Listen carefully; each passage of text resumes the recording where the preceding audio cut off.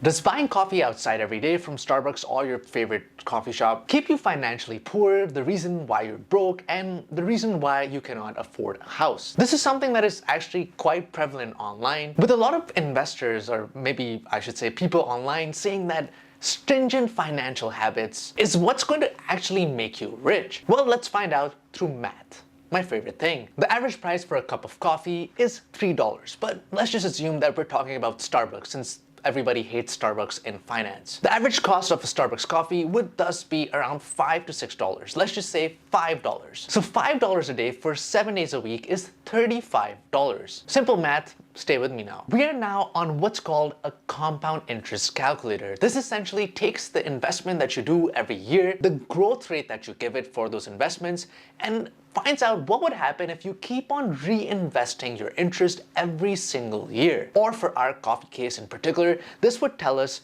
what would happen if we took all of that money that we spent for coffee and actually put it towards investment. And the good people at the compound interest calculator have all of the fields laid out for us. Initial investment for us is going to be $0 since we don't really assume we're going to be starting with money.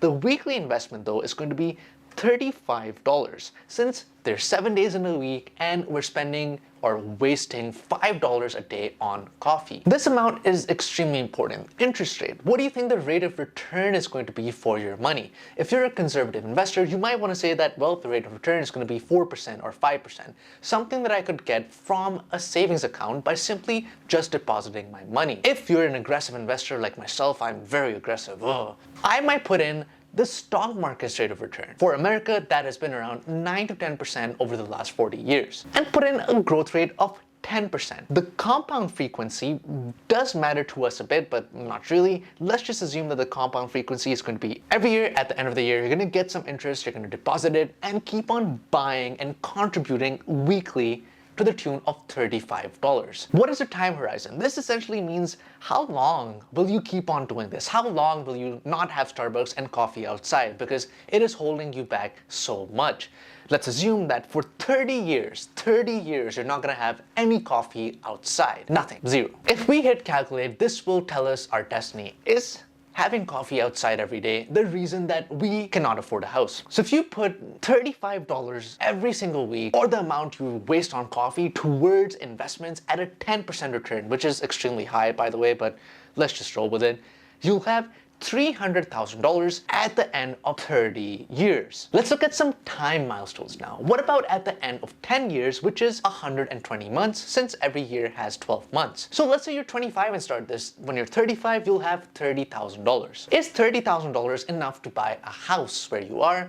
Where I am in Toronto, it doesn't come close now, and 10 years from now, it's definitely not going to be close. What about 20 years or 240 months? Well, you will have $100,000 saved up. 20 years from now, you're well into your 40s or getting close to it. This, in fact, I would argue, could constitute a down payment at most places. Although the amount of mortgage that you take out will be extremely high since property prices 20 years from now, given a 5% growth rate, which has been true for property prices in North America at least. And as we've seen, 30 years from now, it would be $312,000. Now, I'll leave it up to you to decide. Is 30 years of not drinking coffee at all outside and having $300,000 when you're 50 or 55 or 60 or 65 worth it? Or would you rather enjoy the simple things in life? I don't argue that you should go out every day and spend all of your money, but this binary way of thinking of you should always have coffee at home or you're wasting your money might not be beneficial for you, for your mental health at least, in the long run. I hope you enjoyed this breakdown, and I'll see you in the next one.